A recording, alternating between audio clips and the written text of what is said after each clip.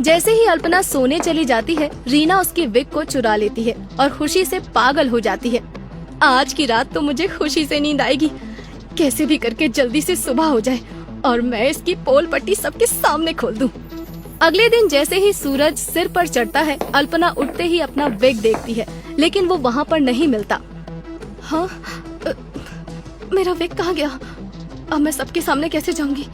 मेरी इज्जत का क्या होगा? स्कूल की तरह सब मुझसे दूर भागने लगेंगे और निशांत भी मुझसे दूर हो जाएगा। हे भगवान, मेरी मदद करो। अल्पना चुपचाप से घर से छुपकर बाहर विग खरीदने के लिए चली जाती है। इतनी सुबह कहाँ से विग मिलेगा? अब मैं घर कैसे जाऊं? भगवान के अलावा कोई मेरी मदद नहीं कर सकता अब। हे प्रभु, मेरी रक्षा करो। अल्पना रोते रोते एक मंदिर में जाकर बैठ जाती है और मंदिर में इधर उधर घूमने लगती है। फिर अल्पना को एक बंद कमरा नजर आता है।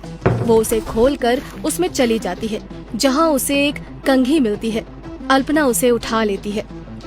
क्या करूंगी मैं इस कंघी का, जब बाल ही नहीं है? इन गिने चुने बालों में अब मैं क्या कंघी करूंगी?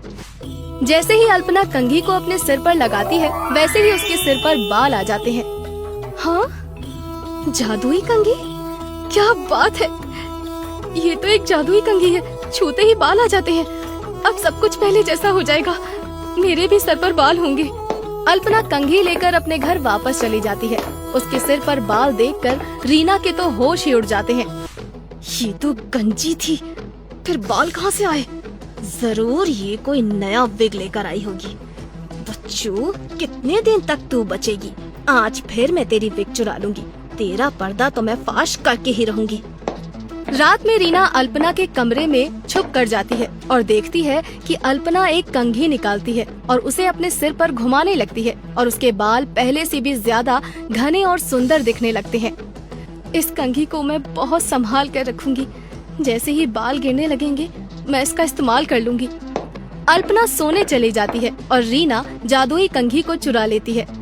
अब इस जादुई कंघी से तो मैं भी अपने बाल अल्पना की तरह लंबे और घने बना लूंगी, फिर मैं भी सुंदर दिखूंगी। अगली सुबह रीना अपने सिर पर कंघी घुमाती है और वो पूरी तरह से गंजी हो जाती है। खुद को गंजा देखकर रीना बौखला जाती है और खुद को कमरे में बंद कर लेती है। अल्पना रीना के कमरे में जाती है, लेकिन रीना को गंजा देखकर उसे कुछ समझ नहीं आता। ये सब कैसे हो गया भाभी? कुछ तो बोलिए, मैं समझ सकती हूँ बिना बाल के कैसा लगता है। रीना कुछ कहती नहीं है, बस रोती जाती है और तभी अल्पना की नजर उस जादुई कंघी पर पड़ती है और वो सब कुछ समझ जाती है। ये सब कुछ इस जादुई कंघी की वजह से हुआ है ना भाभी? मुझे ऐसी जादुई कंघी नहीं चाहिए जो मेरे अपनों के दुख का कारण बने। अल्पना गुस्से में उस जादुई कंघी को तोड़ देती है। ये क्या किया तुमने? अब मेरे बाल कभी वापस नहीं आ सकेंगे।